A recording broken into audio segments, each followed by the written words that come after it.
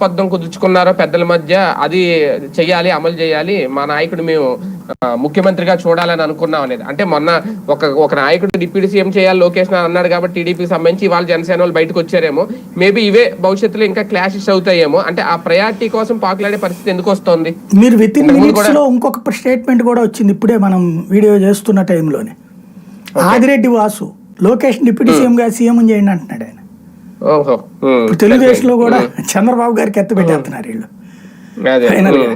అదే అంటున్నాను, ఈ ప్రయారిటీ కోసం ఎంత పాకులాడుతున్నారు. కొన్ని సక్సెస్ఫుల్ లీడరే మన కోటి సభ్యత్వాలు ఆ క్రెడిట్ ఎవరికి?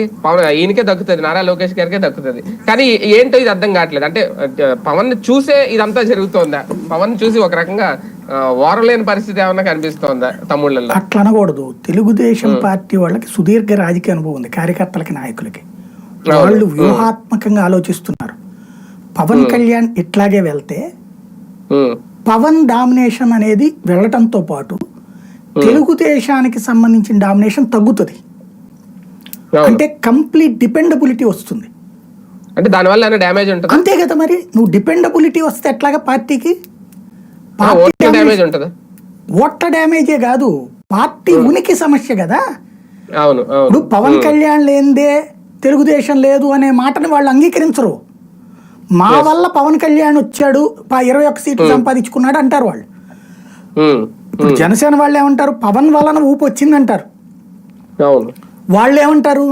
పవన్ కళ్యాణ్ అదే నిజమైతే సగం సీట్లు అన్నాడు, 40 సీట్లు అన్నాడు, 21 ఎందుకు తీసుకున్నాడు? అతని విలువ ఏంటో అతనికి తెలుసు, మీరు కూడా నేర్చుకోండి అంటారు.